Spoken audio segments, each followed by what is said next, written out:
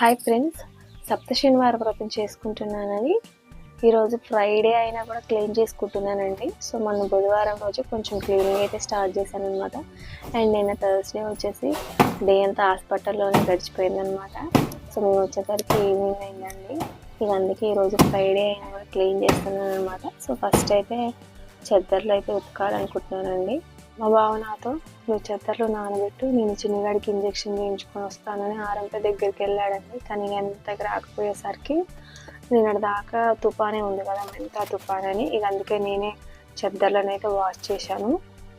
చిన్నగాడికి syrups పోసి వాడికి nebuliser పెట్టి అండ్ పాలు దాపి ఇక నేను క్లీనింగ్ స్టార్ట్ చేసేసరికి టైం వచ్చేసి 10:30 అలా అవుతుందండి. అండ్ దగ్గర చాలా డేస్ అవుతుంది అనమాట నేనైతే డీప్ క్లీనింగ్ చేయక. అప్పుడెప్పుడు తిరుపతికి ముందు చేశాను, మళ్ళీ ఇప్పుడు సప్త శనివారం వ్రతం అని ఇప్పుడు సో మొన్న బుధవారం రోజు కొంచెం క్లీన్ చేశాను. సో ఇప్పుడు స్టార్ట్ చేశాను అనమాట. నేనైతే ఫస్ట్ టైం అండి ఇలా ఫ్రైడే రోజు అయితే క్లీన్ చేయడం. అండ్ నేనే కాదు, ఆల్మోస్ట్ సో 90% మెంబర్స్ అయితే ఫ్రైడే రోజు క్లీనింగ్ అయితే చేయరు కదా. సో ఇక అందుకే నా మైండ్లో ఒకసారి ఏమో ఇవాళ ఫ్రైడే కదా, చాలే ఈ మాత్రం చాలే అనిపిస్తుంది. మళ్ళీ ఇంకొకసారి ఏమో సరే రేపు స్వామిని ఇంటికి ఆహ్వానించి పూజ చేస్తుంటే ఇల్లంతా క్లీన్గా ఉండాలి కానీ మళ్ళీ ఒకసారి అనిపిస్తుంది.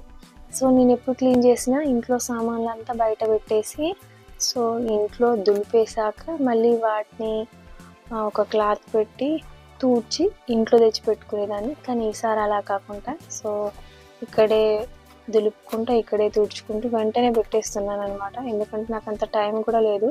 సో మళ్ళీ రేపటికి సిచ్యువేషన్ ఎలా ఉంటుందో అని సో ఎంత హడావిడిగా అయితే క్లీనింగ్ అయితే చేసేస్తున్నాను. ఒక 1 అవర్ అయితే క్లీన్ చేశానండి. సో ఇప్పుడు కాసేపు అయితే బ్రేక్ తీసుకొని సో కాసింత అన్నం తినేసి ట్యాబ్లెట్లు వేసుకొని సో మళ్ళీ క్లీనింగ్ అయితే స్టార్ట్ చేశాను అనమాట. అండ్ ఇక్కడిగా మా చిన్నిగాడు అప్పటిదాకా ఆడుకున్నాడండి బాగానే. ఇంకా మళ్ళీ తర్వాత సో ఏడిపిస్తుంటే వానికి కాసేపు ఎత్తుకొని సో ఇటు ఒక కాంచి క్లీనింగ్ చేసుకుంటూనే సో ఇటు ఒక కాంచి ఉయ్యాలు వేసి ఊపుకుంటూ వాడిని అయితే బొజ్జో పెట్టానమాట. పడుకొని లేసాక కాసేపు బాగానే ఆడుకున్నాడండి. అండ్ నేను మన ఫస్ట్ మండే అని కార్తీక మాసంలో కొబ్బరి దీపం వెలిగించుకున్నా కదండి. సిగ దానికంటే ముందు నుంచి వీడికి ఫీవర్ ఉండడం వల్ల సిగ కొబ్బరి దీపాన్ని అయితే నేను అంతగా పట్టించుకోలేదన్నమాట. సిగ అందుకే అది ఇలా నల్లగా అయిపోయిందండి, పూజ వచ్చినట్టు.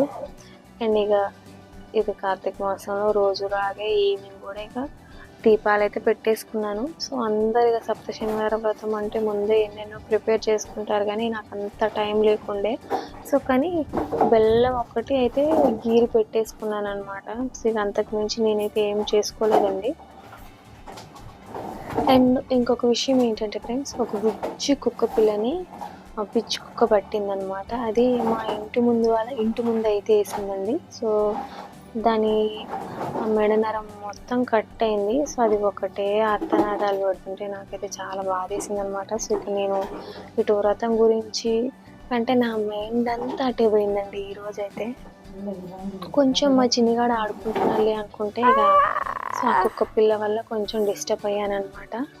సో ఇక ఇలా అయితే క్లీనింగ్ అయితే చేసేసుకున్నానండి. సో ఇన్ని అడ్డంకులతో నా సప్త శనివార వ్రతం సో ఎలా స్టార్ట్ అయింది అనేది నెక్స్ట్ వీడియోలో చూడండి ఫ్రెండ్స్. ఈ వీడియో అయితే ఇంతే ఫ్రెండ్స్.